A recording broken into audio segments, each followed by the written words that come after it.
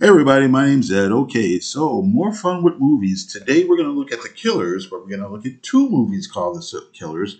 The original 1946 movie based on Ernest Hemingway's short story, and then Killers 1964, which is a remake of the earlier movie. So we'll start with the first movie. So Killers 1946. Obviously, it's a late 40s film noir directed by Robert Zoitmak and starring Burt Lancaster and Ava Gardner. The movie is sort of an adaptation of Ernest Hemingway's short story originally published in 1927. The first scene is a direct adaptation of the story where a couple of contract killers arrive in a diner and wait to kill a Swedish ex-boxer. The rest of the movie is original material that fleshes out the backstory of the Swede. An insurance investigator tracks the mystery of why the Swede was shot and finds out about his relationships with a variety of questionable characters. As the investigator digs into the Swede's past, we learn that he had fallen on hard times. The Swede began to hang out with organized crime figures and becomes infatuated with a mobster's girlfriend. There's a couple of robberies that go wrong, double crosses and betrayals, and ultimately they all lead up to more than one person having to face the consequences of their choices. So this, I think, is a great film. You have good acting, complex script, well shot and well paced. The movie has most of the elements and tropes of classic film noir movies. So we have the dark yet striking high contrast black and white visuals. We have the classic film fatale of criminal environment. We have a doomed protagonist. And with this is all done in a very tight script with a moody tone and snappy dialogue. And we've got a really solid picture here. So The Killers has an interesting sense of fatalism. We watch characters make questionable choices and they're bound by them, even when they know it's going to do them harm. The Swede and the girl and the other criminals are all challenged by their circumstances and rightly or wrongly play the cards they think they've been dealt. To wrap up this one, The Killers, directed by Soitmak and starring Lancaster and Gardner, is a great classic film noir film. The movie's got great acting again, great story structure, solid visuals, interesting take on human desire, would-be determinism, fatalism, and dread, and it's well deserving of its reputation as a film noir or a movie classic. So now the Killers 1964, directed by Don Siegel, starring Lee Marvin, Angie Dickinson, John Cassavetes, Clu Gallagher, and Ronald Reagan. So this is a crime caper movie. It's a loose remake of the 1946 film noir film. Again, that itself was an adaptation of a short story by Ernest Hemingway. So here, the two hitmen take a contract kill to kill a ex race car driver who's working slash hiding out at a school for the blind.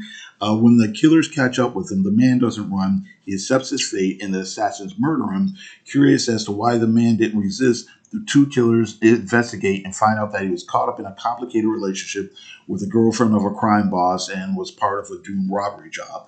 And through flashbacks and questionings of various characters from the driver's past, we and the killers learn about the events that led up to the contract killing.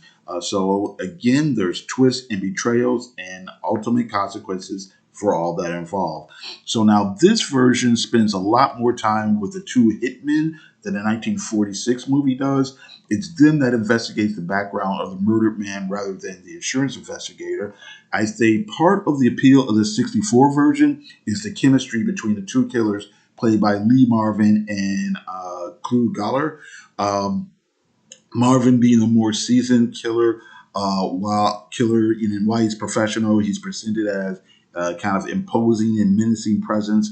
He plays off nicely against Glue's more youthful hitman, who's barely contained youthful energy, and he's got sadistic glee. And it's just a really good kind of, their chemistry really plays off really well against each other. Now, independent director John Cassavetes does a decent job as Johnny North, and while he's not a standout, he's able to bring a certain amount of likability to a role where he's a youngish athlete who's being manipulated by certain characters in the film. Angie Dickinson, she's fine as a kind of glamour girl femme fatale. She's attractive and charming, and you believe both in her character's warmth and also her ambition.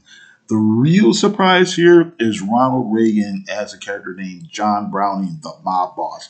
So Reagan is actually pretty great here, being the heavy, and he's portraying cunning and menace. And I guess this was the only movie where he actually played an out and out bad guy. And I think this is also his last film role. So now in this movie, the themes are still dark. We're still dealing with the crime world, doomed relationships, betrayals, and double crosses. There's not really a happy ending for most of the main protagonists in either film. And I'd say this version of The Killers feels more like a caper movie than a film noir film. There's the obvious difference of the movie being in color, but I'd say it's more the storytelling approach than the visual style that makes it not noir. The film is bold, it's energetic and kinetic, rather than being dark and mysterious. There's a greater emphasis on action. The soundtrack is bold and loud, and it catches you. I'd say there's a lot of quick editing, well, not a lot of quick, but a fair amount of quick editing and Dutch angles that heighten attention. And like I said, overall, the 64 movie is a lot more visceral than its predecessor. So to wrap it up, The Killers 64, directed by John Siegel, starring Marvin Reagan, Cassavetes, and Dickinson. It's an enjoyable film. Good performances from most of the cast. Standout being the chemistry again between Marvin and Gallagher, and Reagan as the menacing crime boss. It's not quite up to the standards of the '46 film noir classic, but the dialogue here is good, just not as good. And I'd say this movie again is a lot more action oriented. It's still dark and fatalistic, but it's got its own kind of like funky energy to it. All right, so that is it. Thank you very much for watching and listening. I do appreciate it, and you guys have a great day. Thanks.